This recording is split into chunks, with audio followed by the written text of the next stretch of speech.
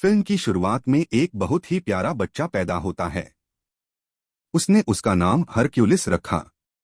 उस युग के लोग ज़ीउस नामक अपने देवता की पूजा करते थे और इस बच्चे को ज़ीउस के पुत्र देवता के रूप में दिखाया गया है। इसके विपरीत ज़ीउस की पत्नी जो कि रानी है, जानती है कि यह बच्चा ज़ीउस का मांस और रक्त है और वह मनुष्यों का है। यहाँ हरक्यूलिस थोड़ा बड़ा हुआ था। वह उसे मारना चाहती थी, इसलिए इस उद्देश्य के लिए 2 नागों को भेजती है। ज़ीउस का पुत्र होने के नाते वह उसके समान पराक्रमी था। वह दोनों सांपों को उनके हमले से पहले समाप्त कर देता है। अब यह दिखाया गया है कि हरक्यूलिस परिपक्व हो गया है। उस राज्य का राजा उसे मिशन सौंपता है। हरक्यूलिस इन सौंपे गए मिशनों का सामना करने के लिए काफी साहसी था, इसलिए वह इन मिशनों को पूरा करने के लिए एक एक करके इन मिशनों का सामना करना शुरू कर देता है। वह पहले तो किसी प्राणी से हाथापाई करता है और उसकी पिटाई करता है। एक दिन उसका सामना एक सबसे घातक शेर से होता है। कोई तीर का निशान उसे घायल नहीं कर रहा जाती है, जहां एक लड़के को लोगों ने कसकर बांध दिया था। वह हरक्यूलिस के भतीजे थे। फिर हरक्यूलिस वहां आता है। वहां सभी को मारकर वह अपने भतीजे को बचाता है। फिर एक जगह बैठे हुए हरक्यूलिस दिखाया जाता है। दूसरे राज्य के राजा की बेटी वहां पहुंचती है। वह कहती है, हमें तुम्हारी जरूरत है। हमारे अपने आदमियों ने हमें डबल क्रॉस किया है। हर जगह युद्ध चल रहा है। इसके चलते लोगों को खत्म किया जा रहा है। एक शख्स कहता है, हरक्यूलिस के साथ बैठे हुए, अभी हमारे पास टाइम नहीं है, लेकिन अगर आप भारी रकम पेश करते हैं तो हम आपकी मदद कर सकते हैं। वह राजकुमारी उनसे कहती है, युद्ध का हिस्सा बनना सम्मान की बात है। हरक्यूलिस घोषणा करता है, हमें अपने हथियारों के लिए धन की आवश्यकता है। वह राजकुमारी कहती है, मेरे पिता राजा अच्छे हैं जो तुम्हें इतना सोना प्रदान कर सकते हैं। सहमत होने पर हरक्यूलिस उसके राज्य के साथ जाता है। वहां एक निश्चित बड़ी मूर्ति थी जो ज़ीउस की पत्नी की है। राजकुमारी हरक्यूलिस को बताती है, इसे बनाने में 5 साल लगे। यहाँ कोई भी विश्वास नहीं कर रहा था क्योंकि वह ज़ीउस का बेटा है। लेकिन हरक्यूलिस उस राजकुमारी के बेटे के लिए किंवदंती की तरह था। राजा उसे समझाता है, हमारे सबसे करीबी साथी ने धोखे से बगावत की है और उस समय से पूरे राज्य में युद्धों की घोषणा की गई है। इसलिए हमें सब कुछ फिर से ठीक करने के लिए आपकी सहायता की आवश्यकता है। वह यह भी बताता है, वह व्यक्ति कोई साधारण नहीं बल्कि एक जादूगर है और उसे भगवान के सिवा कोई नहीं हरा सकता। उन्होंने यह भी खुलासा किया कि उसके सैनिकों में सेंटौर है। अब एक लड़की पूछती है कि हरक्यूलिस की टीम में कौन आया था, ये जीव कहाँ हैं? एक राजा आदमी जवाब देता है, न तो हम उन्हें देखते हैं और न ही हम उनके निवास स्थान को जानते हैं। हमने अभी उनके बारे में सुना है।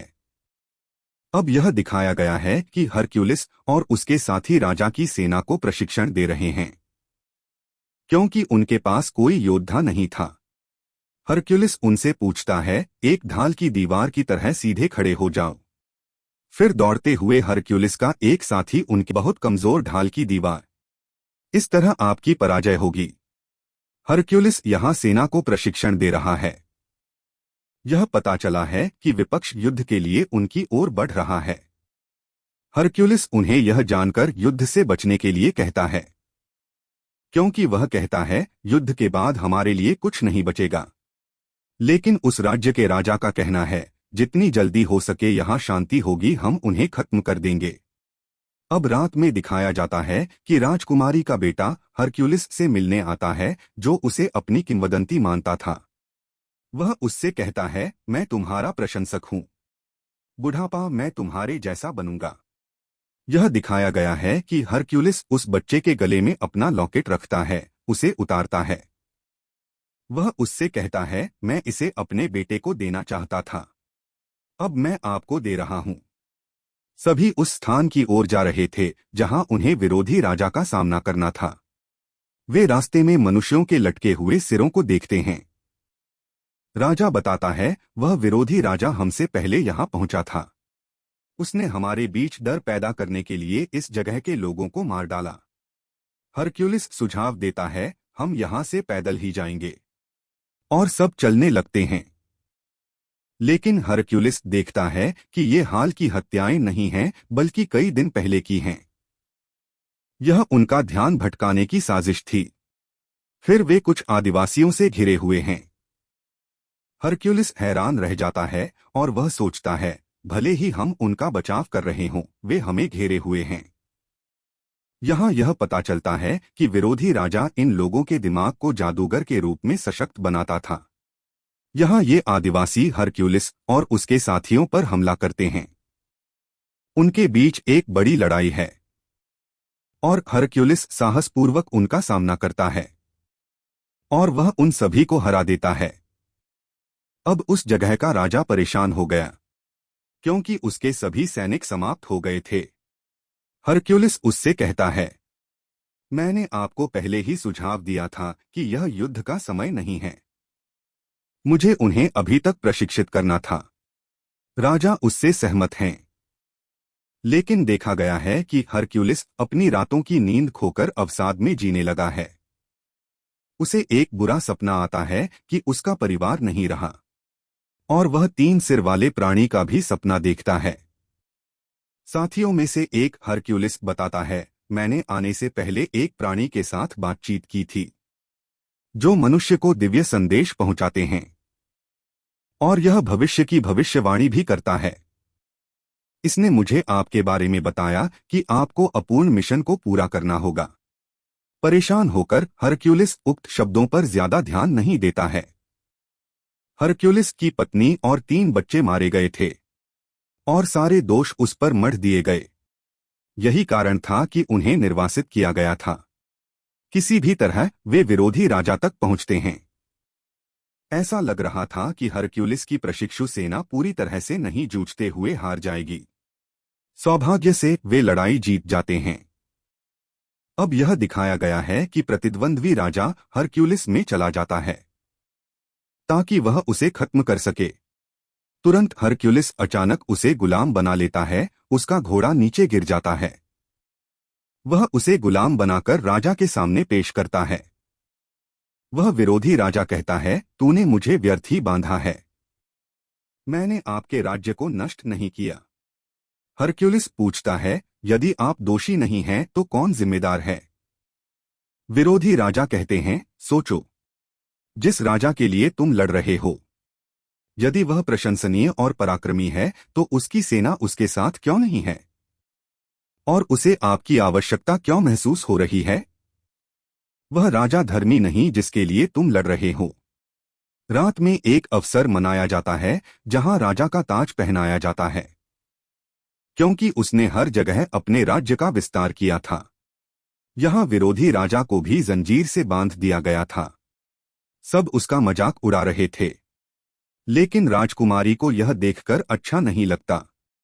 उसे उस विरोधी राजा पर दया आती है। हरक्यूलिस इन सभी घटनाओं को देख रहा था।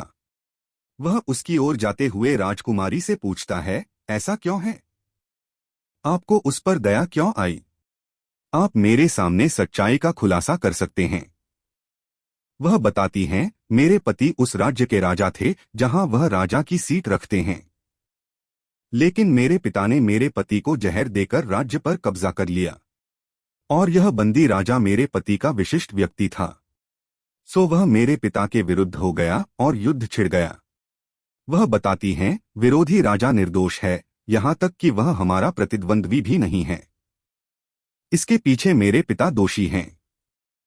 लेकिन मैं अपने छोटे बेटे के कारण अपने पिता का विरोध नहीं कर सका, जो उनकी निगरानी में है। वह उससे विनती करती है, मेरे बेटे को यहां से ले जाओ और ट्रेनिंग के बाद उसे अपने जैसा बनाएं।